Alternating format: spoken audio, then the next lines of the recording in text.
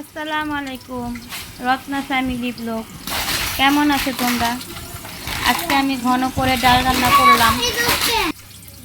ডাল রান্না করতেছি, ভালো করে পেঁয়াজটা তেল গরম করার সাথে সাথে আমি ঢেলে দিয়েছি হলুদ, মরিচ, লবণ, ধনিয়া সব অ্যাড করেছি। ভালো করে একটু নাড়াচাড়া করে দেব।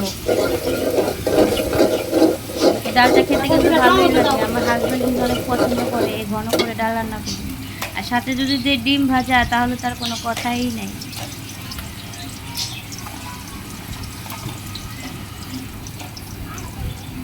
এখন একটু সাথে টমেটো যোগ করব, টমেটো তেজপাতা দিয়ে একটু গ্রান আসার জন্য।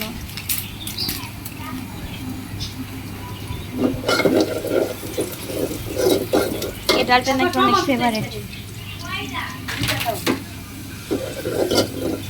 ভালোই লাগে খেতে।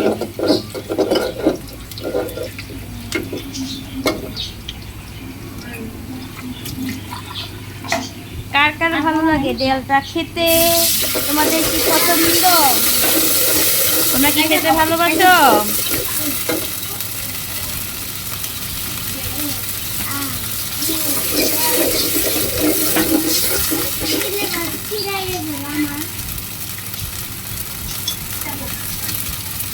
পানি অ্যাড করলাম মশলা কষানোর সময়, যাতে মশলা কাঁচা কাঁচা গন্ধটা না থাকে।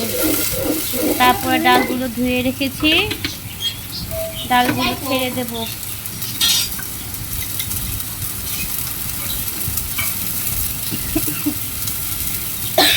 এবার কি যে জ্বর ঠান্ডা লাগছে, জ্বর ঠান্ডা ভালো হয়েছে।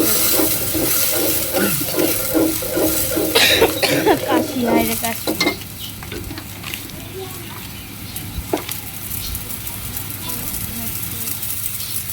তারপরে আমি ভালো করে নাড়াচাড়া করে ডালগুলো ধুয়ে এখন ছেড়ে দেব। রান্না করতে কিন্তু আমার ভালোই লাগে, যদি সব উপকরণ সাথে থাকে। লবণ দিলাম সামান্য, লবণ না দিলে তো কালার আসবে না।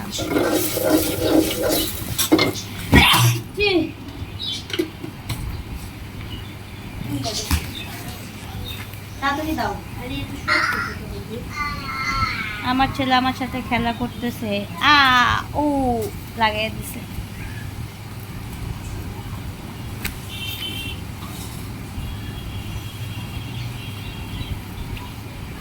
হায়রে জীবন, রান্ধো বাড়ো খাও ঘুমাও, বাচ্চা কাচ্চা মানুষ করো, এটাই আমাদের জীবন।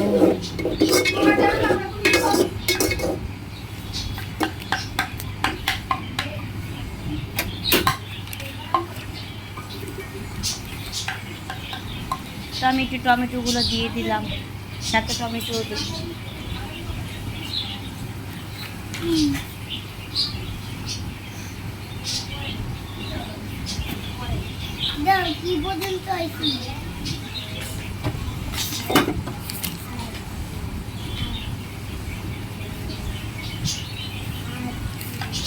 ডালগুলো সুন্দর করে ভিজিয়ে রেখেছিলাম, অনেক ঘন্টাখানিক হবে। তাই এখন ধুয়ে ডালগুলো দিয়ে দিচ্ছি।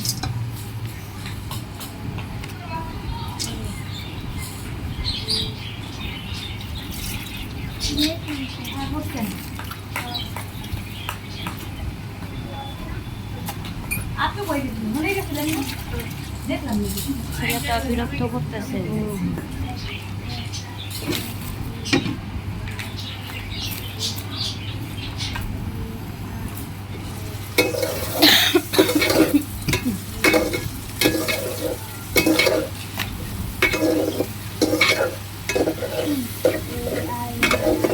ভালো করে নাড়াচাড়া করে ভাজা ভাজা করে তারপর আমি এটার সাথে পানি অ্যাড করব।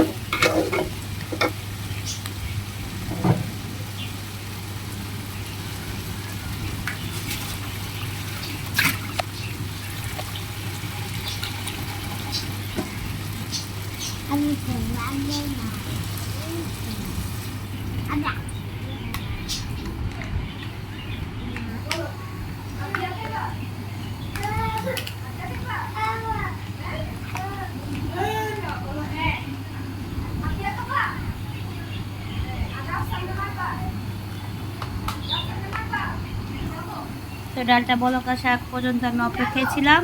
দেখেন ডালটা বলক আসছে, দেখতে কেমন হয়েছে ডালটা। এটার সাথে যদি আপনি একটু আম দেন বা একটু টক জাতীয় কোনো খাবার হয় ভালোই লাগে।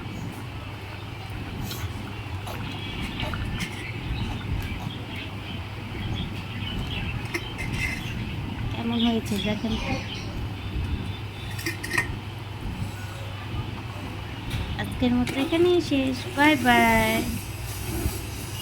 ভালো লাগলে শেয়ার করবেন, কমেন্ট করবেন। যদি কোনো কথা খারাপ লাগে তাহলে আমাকে বলবেন, যদি ভুল কথা বলে থাকি।